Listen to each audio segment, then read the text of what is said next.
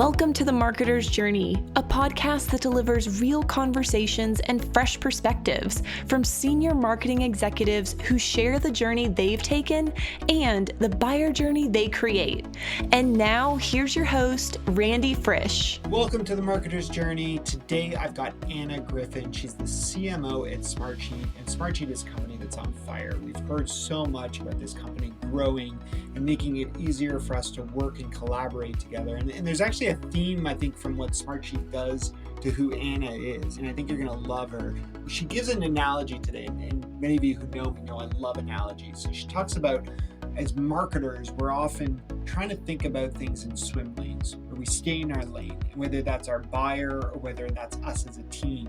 But the reality is, when we're most creative, when kids come out, as she puts it, all the swim lanes go up and everyone goes wherever they want. And that's when the most fun happens. It's a great analogy, and we can build on that in so many ways as we think about how we have to start to work together, how we have to get our MarTech to work together, and how we have to let our buyers go wherever they want. Today's episode really digs into these ideas, both in terms of how you lead as a CMO and ultimately how you chart a buyer journey that is going to be natural. Here's my combo with Anna.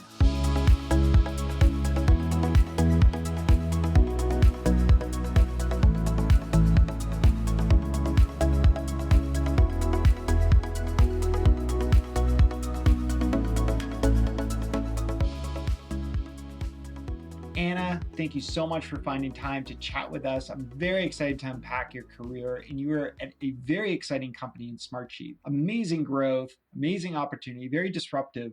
How did you land this opportunity? Well, first of all, thanks for having me, Randy. And thank you for wanting to talk about Smartsheet. I agree. It's super disruptive, relevant, and to your point, growing at rapid speed. And I think how I found my role at Smartsheet really comes from that, that notion of, being in, I had previously been in big, large enterprises with all of their big, large, tops down tools and platforms, and you will work with this, and this is how we will communicate and share documents. And honestly, I think these tools would switch out like every year or every 2 years, because the reality was nobody was using the tools. It was interesting. I'd been thinking a lot about that. Like, well, why did we stand up that? And I can't stand that. And in the marketing work, I'm going to go buy my own tool, and we're going to go communicate this way and this way. And so what was interesting was, I had not personally used Smartsheet at this point, but when somebody reached out to me about this company, Smartsheet, I was like, oh my gosh, eureka. Like, wait a minute, they can do that? Nobody's working in this way. We're so used to being told these are the tools that you're going to have to execute your work, manage your work, report on your work, and just how you're going to keep up with your work. That was almost 40% of our day, instead of actually, doing and thinking and dreaming on the work. So when I heard about Smartsheet, I was like, whoa, wait a minute. Somebody can solve that? That's brilliant, because let's go back to the thinking part of our work instead of the managing, reporting, and keeping everybody in the know part of our work. And so I love the notion of Smartsheet instantly. And then honestly, I started meeting with the team and then using the product, and it's very easy to love Smartsheet. That's great. And to your point, I mean, everyone loves just to execute, right? We all get stuck in the weeds, but I've spoken to so many leaders even who end up leaving other companies because they weren't able to execute anymore. They wanted to get back to executing. So I think this mindset that Smartsheet's trying to empower us to get work done is very appealing and something that's easy to sell in a sense. Now, I'm curious though, because with Smartsheet, how much did your career, where, as you said, you were with some big companies, and just to throw some of the logos for people, companies like Nortel, CA Technologies, Juniper. I mean, these are massive organizations. Was that an appealing part for you in terms of coming into Smartsheet? Like, did you want to come to a company that was going to work with enterprises? Because I also associate Smartsheet like anyone can use it, like anyone can pretty much start and use it. So how did you assess the type of market that you wanted to serve? Yeah, I don't think I ever have thought about a career path so much as serving a market. It's more about what are the most interesting and emerging business models. And so, there was a there was a piece of Nortel, for instance, back in the day. It was like everyone knows the internet, the power of the internet, but it was trying to get into a pretty interesting space in routing and switching, and just had to being a challenger brand against a big category giant. That's interesting. I always thought I'd rather work at Pepsi than Coke. You know what I'm saying? It's just Right. so much more fun to have this thing that you're trying to tackle. And so in Nortel's world, it was it was Cisco perhaps. In Juniper, I just felt like to me it was a business model of innovators who were trying to disrupt an existing internet model that frankly they had helped create, but were trying to get it to the next chapter. And so that was more about choosing disruptors and innovators, people who made their product and woke up every day and thought, if I don't go to work and figure out how to better invent, progress, and innovate this product, then the world is not going to get what it deserves. And I thought, now that's fascinating to work with people on that kind of a mission and had that kind of belief in their product. So that was the appeal to wanting to work with a company like Juniper. And then, with CA, it was the shift from hardware to software. And here's a company that acquires technology and then assembles them together and stitches it into portfolio plays. And I thought, well, that's super interesting as well. Very, very, very different and much more into software and emerging into SaaS. And I think with Smartsheet, it was wow. Now here's a category that needs to be created. Like this is right on the cusp of a major pain point that everyone feels, and this category is kind of building around it. Its business model and its go-to-market completely different than, I would say, the behemoth, the enterprise tops down. But I thought, how interesting where those two worlds collide, bottoms up and tops down. And isn't that an interesting business model? All very different business models. And I think that's probably how I always approach a job. Like, wow, they're doing something that hasn't been done or needs to be rethought. And that's what makes things interesting. Absolutely. I like how you point out that those two ways that we can approach the market, top down, bottom up. I mean, I think of companies like Slack that have done that very well, Dropbox. I mean, we've seen a lot of them, and it's hard to accomplish. I'm wondering, as you made your way to this C-level opportunity, I mean, we associate the CMO, someone who's got to drive demand, drive pipeline, but as you said, also really define the category and disrupt and point out to the market that opportunity. If I look at your career, there's no question you've got amazing experience working with massive brands at defining what they are, who they are. How did you round yourself out to get to that C-level and understanding the demand element, understanding the product positioning, beyond just that brand play that's seen in the earlier part of your career?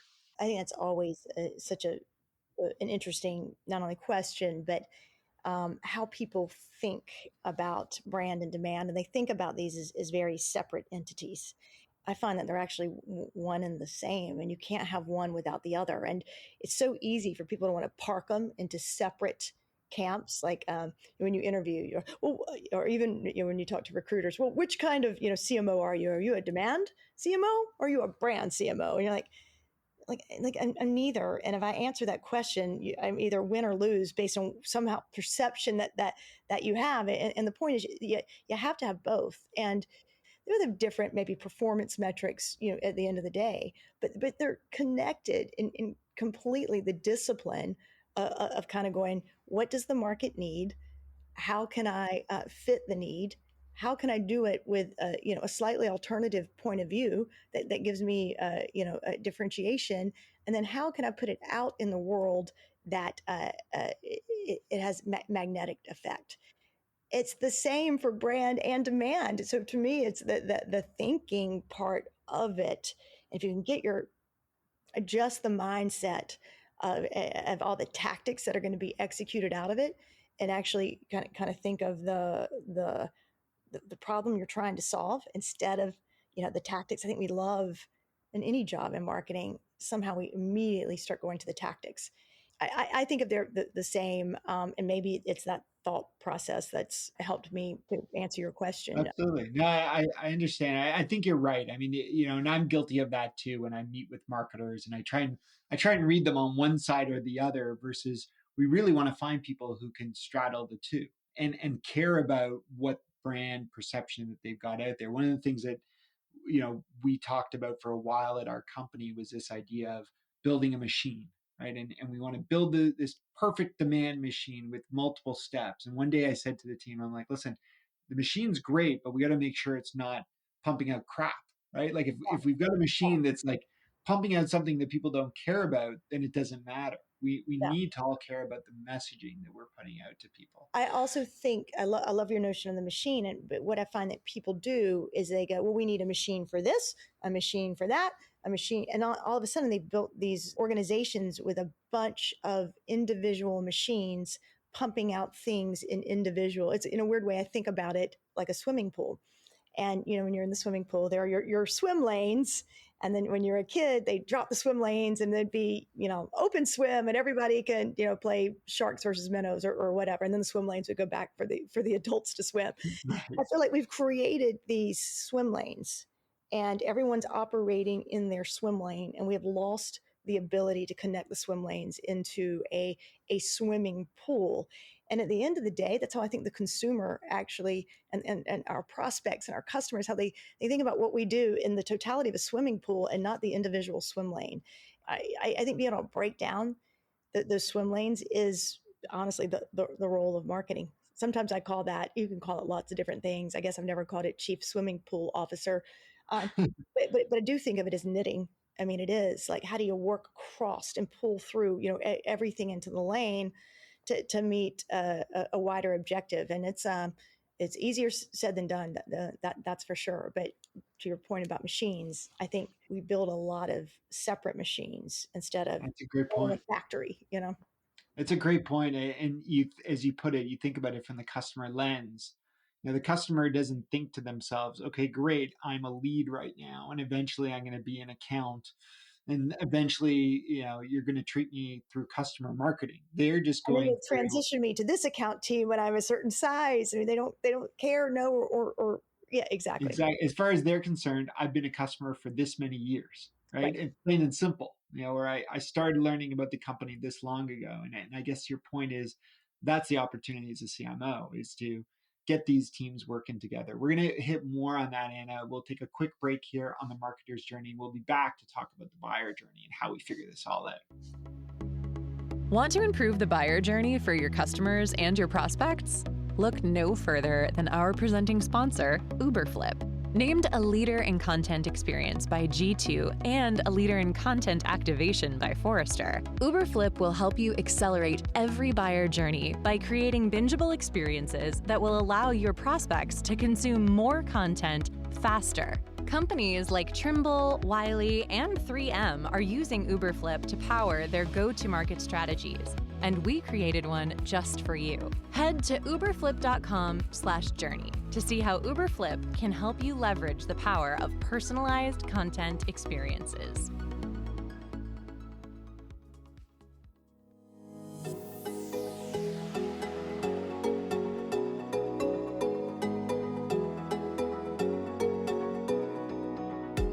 So one of the things I find really interesting about Anna's career and now her approach is we often doubt whether we can go into a startup and be effective if we're coming from a large organization. But I think Anna's proving the value and the perspective we get in those large organizations, seeing the challenges to use technology effectively, seeing how broken and siloed some of the different departments are. I myself had that opportunity at the beginning of my career. Now, I didn't stay long in a large organization. It just wasn't for me. But it allowed me to understand the way different companies work and the way silos need to be broken down. I think one of the things that you'll hear Anna talk about throughout this entire episode is the importance of crossing over these lanes and being comfortable to find ways to get to use technology more. As we get deeper into this conversation, you'll hear that. You'll hear about her challenge to marketers to find ways to use their MarTech in ways that go beyond the very 101 version that we may have bought it for in the first place.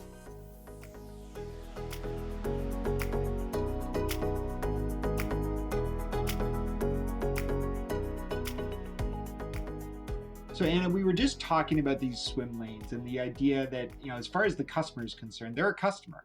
They just want a continuous experience where they can go wherever they want and find the information they want. And they want to personalize. I know that that's something that you believe is really important, the personalization. But How are you getting your team to be personalized but not freak people like me out when they come through the journey? Yeah. So that is the question du jour and the magic question that's out there in the market. It's a couple of things. Number one, it's helping everyone understand that in a weird way, Uber changed everything because the second somebody realized, like, you just took all the friction out of the pain of a saga of trying to get a cab, and in one swoop, that redefined basically consumer expectations on any and everything. And so that means even in B2B marketing and in software marketing, and we're selling software, you have to realize that's the mindset of the customer that you're serving. Like they don't want friction. They don't want, okay, and then I'll give you some information, and in 48 hours you will get back to me, and blah, blah, blah. They don't want to give you information. They expect that you already know. They expect that maybe they've given you a light piece of information, but you're able to figure it out. When I get in the Uber, they know what kind of music I like. I don't have to say, would you please turn the radio off? I don't like music, or I like this kind of music, or they already know. It's almost the same thing at Starbucks. It's the same at all the great brands that usually more consumer driven brands, but they figured out how to meet that expectation of number one, where culture intersects now with business. Like there is this frictionless, expectation that is going to be required in your experience.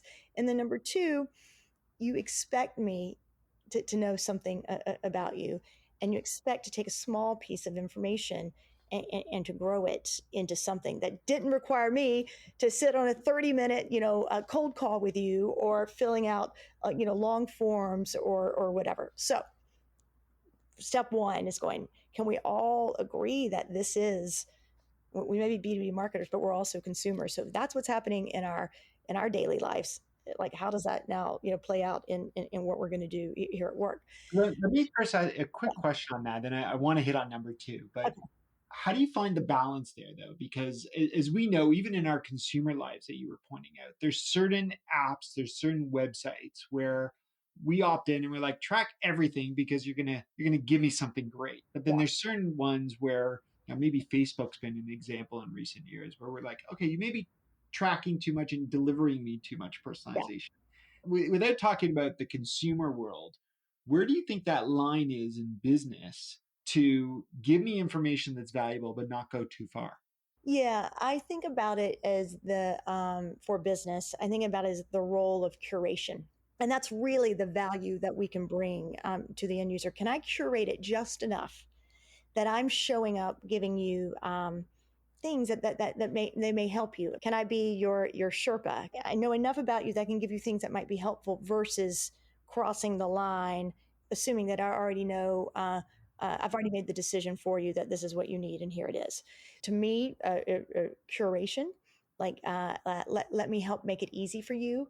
Let Help me solve help. your problem. Yeah, yeah. I'm no dummy. I know that as soon as you leave my website, you're probably going to go over to Asana's, and then you're going to do a price comparison. So can I make it easy for you and just put the price comparison right there for you? Like there are things that we can do in the name of curating the experience. It isn't like hitting you over the head trying to sell you, but making it easy for you. That's great. No, I like that. I think we did some research recently, and we asked buyers what they expect from personalization, and you'd expect the answer to be like, my name, my company. But to your point, the top answer was, you can solve my problem, right? And that's the part I think we forget. So I killed your flow there. So we first said the first step is to ultimately understand the world that people are in. We're in a world where we expect personalization in our consumer lives. What comes next? Martech, what is available to us, and what are the tools available to us to be able to deliver on that expectation and experience? And I think Martech's it's always been interesting, Lord. It's like one of the fastest areas of innovation. So there's always a new tool. So you're always stuck in this world of making the most out of the investments that we already have, or integrating with some kind of new point product offering that can do a new fandangle or whatever, and or being able to make the decision that what worked 2 years ago does not work 2 years later and aborting. So I think MarTech strategy is so important and critical right now. And also, I think being able to manage your MarTech in an interesting way. That is what Smartsheet does. I mean, it manages your MarTech. It helps bring together this very, diverse set of tools and have them work in some kind of unison and visibility and connective, some MarTech is, serving, more of the creative content side. Some MarTech is serving the planning and the resourcing side. And, some MarTech is publishing and optimization, side. So it's, I think, trying to find this rhythm of how those things, all connect. I got another question for you on this one because I've heard a lot of different philosophies on owning Martech or even buying Martech in the first place. And one of my philosophies in the past has been that we need an owner for each piece, right? And the idea in theory is we need an executive sponsor that trickles down to an administrative owner, a champion, and you start mapping that out for each piece. And that's how I historically thought about it. Where I'm struggling more recently, and maybe I'm curious your thoughts, is does that make sense? Because otherwise we end up kind of like with your swim lanes, as you said. Yeah. Right? Like we got one piece of tech that does this, but doesn't necessarily take into account the next piece. How do you organize your team in terms of MarTech ownership, ensuring that all pieces ideally work together? Yeah, well, it is a collaborative role because you're to your point that different pieces of technology sit in core different functions. But the first part's clearly a vision. If we agree that that's happening in the world, then do we want to build a MarTech stack that has the ability to meet that world? And that right there, now you're connecting a vision to a core capability offering, and it's helping you make decisions about what you're going to double down in. Number two, it's trying to get in the swim lanes a consistent set of, if you're measuring at the right altitude, it also starts to force these things together, not just the what can you measure, in this piece of technology or this piece, which there's a place for that too, don't get me wrong. But I think you have to go vision of MarTech that can enable the reality of wherever you are in a customer expectation. Number two, the ability to how can we measure these pieces end to end? So therefore, how are we going to stitch pieces of the MarTech together to ultimately feed a measurement and a progression model to an end result? And then I guess number three, it's just communication.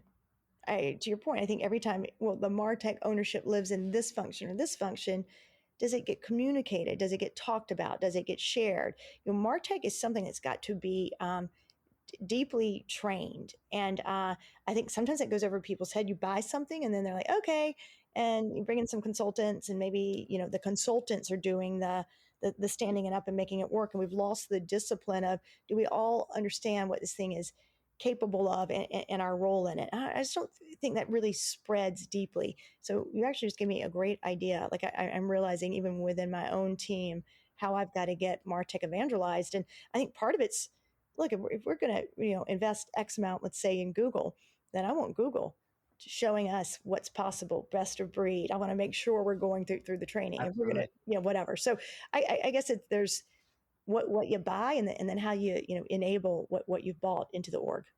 I used to always tell my team this, that buying MarTech to me is like going to Best Buy, and you've got all these TVs in front of you, right? That you can't understand why one of them is $5,000 and one of them is $500. They're all 50 inches, yeah. Right? And a lot of us get hooked into buying that $5,000 TV or somewhere in between. Personally, I wouldn't buy the 5,000, but and then we bring it home, we put it up on our wall, and we open up. There's two guidebooks inside there. There's the quick start one where in 5 steps you're watching TV. And then there's the guide where you can optimize all the features that were in that $5,000 price tag. The reality is we all go the quick start guide because we just want to start using it and we don't get beyond right. this idea of what can I do as a quick win. And I think to your point, Anna, what more marketing teams and leadership teams need to push us towards is this opportunity to bring the vendor in, to challenge us, and to get us to use it for every feature we bought it for. right? Or every functionality, every use case. And that's, I personally think that's where we're going to see in the long run which MarTech tools remain part of a stack and which ones kind of come and go, as you said in the beginning of your career. Well, I love that you said that because you're making me think so many interesting thoughts, but I could not agree more. But is that any different than what an enterprise platform does for a living? I mean, our job in selling an enterprise platform and its capabilities to go start here, start with this use case, and you're going to get a lot of success. And then let's show you the journey, which is now tying the buyer's journey into the customer journey. Now let me show you, then you can go on and take on these capabilities. And then the next thing that most people do, but I think would be great for your vertical, then you take on this and you show them the growth and the trajectory, but you sequence it. It's how you bring lifetime value to any product. And so you're right, MarTech, they better get jiggy on that because that is how you're going to get the most out of someone's platform or not, which probably brings me to a point that we haven't talked about. I think point number 3 is the notion of usage. There's one thing to meet someone's experience, another thing to have the technologies that enable it, and then the third thing is exactly what we were just playing off of Steve Wozniak. The most powerful technology in the world is the one that people actually use. So it almost doesn't matter what all the capabilities are, to your point about the television, all the feature sets and all the things you can do if nobody uses it. When you have usage, that's where you get virality, both internally, and that's how you get your teams. Oh, it's so easy to use, or we're all using it. I mean, that's bottoms up marketing, by the way, which is how we started the very phase 1 with. It's like that's the difference between bottoms up and top down. It all comes to usage, virality. We're using it. Everyone can use it, and the more usage you're getting out of anything, that's where you get adoption and adaptability. It's great advice. And it has been a great chat. We're going to keep you around because we want to get to know a little bit about you outside of work. A short break here on the Marketer's Journey, and right back with Anna.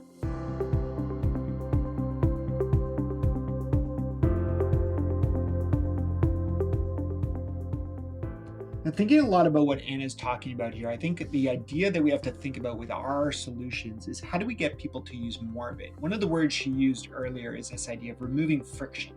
And I think of different platforms, and I may have mentioned Slack earlier in this episode. I think Slack's a great example of one where they find a way into the organization, but it spreads. It spreads so naturally, and it spreads to a point where we're all using it in different ways. Imagine someone trying to rip Slack or Microsoft Teams or whatever you do out. Yes, they could replicate some of those one-to-one chats that we have, but how do they build all those other channels, all the other ways that we use and communicate with that solution? Now think about the same with your platform. You may have it in, you may have a foot in the door, but imagine if you could make this something that everyone used, that everyone got value out of. When you do that, you've got more buy-in, you've got more advocacy. And as Anna said, you're going to have much better lifetime value from every customer because it's not tied to a contact, it's tied to the customer as a whole.